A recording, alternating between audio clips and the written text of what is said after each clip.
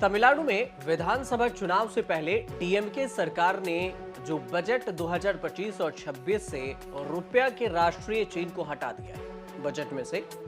अब इसके बजाय तमिलनाडु सरकार ने अपने बजट में आर जो सिंबल लिखा जाता था, जो आप इस तस्वीर में देखते हैं, उसकी जगह पर तमिल में लिखा गया है और तमिल का वर्ण इस्तेमाल हुआ है। हालांकि भाषा की राजनीति करते हुए आर रुपीज के बजट से हटाने वाली तमिलनाडु सरकार ने ये ध्यान देना जरूरी नहीं समझा कि रुपये के इस सिंबल को एक तमिल ने ही डिजाइन किया था।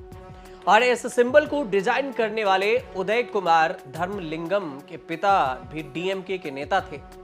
उदय कुमार धर्मलिंगम एक भारतीय शिक्षाविद और डिजाइनर, जिन्होंने भारतीय रुपये के प्रतीक चिन्ह जिसे आर लिखा जाता है उसी डिजाइन को तैयार किया था। और उनका जन्म 10 अक्टूबर 1978 को तमिलनाडु के कल्लाकुरुची में हुआ था।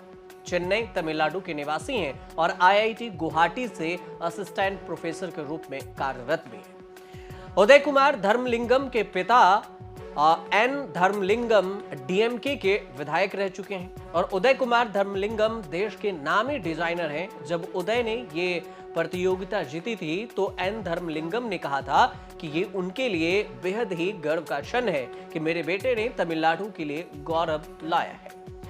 उदय कुमार धर्मलिंगम ने रुपीज के प्रतीक आर को डिजाइन किया और इस रुपीज में देखेंगे तो रॉ अक्षर को मिलाकर बयान दिया और इसे तिरंगे से प्रेरित किया और इसे अन्य युवाओं से अलग दिखाने के लिए डिजाइन तैयार किया था।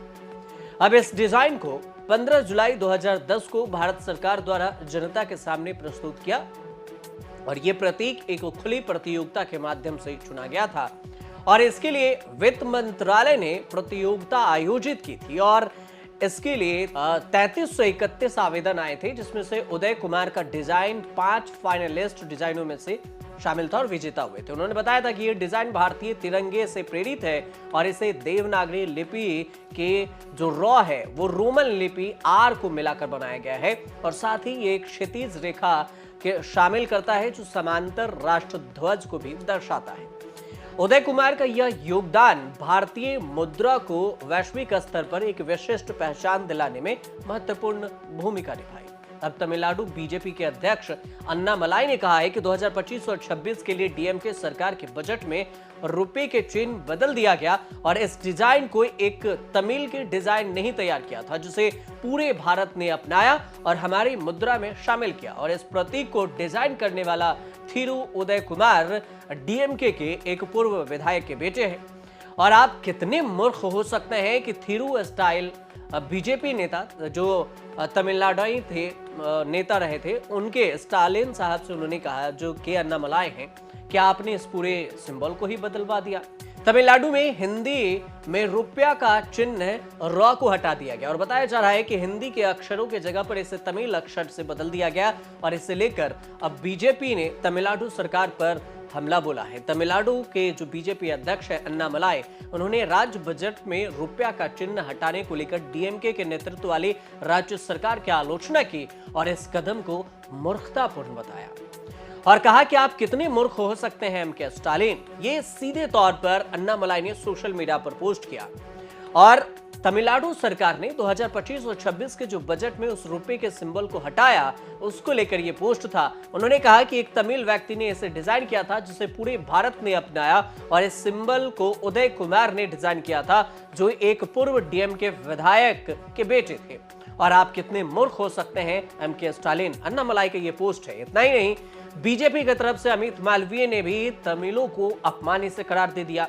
बीजेपी आईटी सेल के हेड हैं अमित मालवीय, इन्होंने इस फैसले की आलोचना करते हुए भी सोशल मीडिया पर एक पोस्ट किया, लिखा कि उदय कुमार धर्मलिंगम जो एक भारतीय अकादमिक और डिजाइनर हैं, वह एक पूर्व डीएमके विधायक के पुत्र हैं, बेटे हैं। और उन्होंने कहा कि उदय कुमार ने भारतीय रुपये का सिंबल डिजाइन किया था जिसे पूरे भारत ने स्वीकार किया, लेकिन मुख्यमंत्री एम के स्टालिन ने तमिलनाडु बजट 2025 और 26 के डॉक्यूमेंट से इस सिंबल को हटा दिया और इन तमिलों का, इसे अपमान है ये तमिलों का, कोई कितना हास्यपद हो सकता है, मजाक हो सकता है इसका।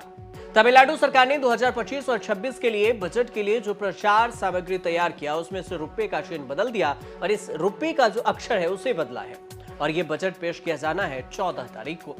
अब विपक्ष इसे राष्ट्रीय सिंबल का अनादर बता रही है, जबकि डीएमके सरकार इस बदलाव को तमिल भाषा के सम्मान के रूप में पेश कर रही है। स्टालिन ने इस पूरे ऐसा भी कहा जा रहा है कि स्टालिन ने यह बदल कर कहीं सियासी गलती तो नहीं कर दी, जो बीजेपी इसे तमिलनाडु का अपमान बता रही है और मुद्दा बना रही है। तो सवाल यही उठता है कि क्या स्टालिन फंस गए हैं?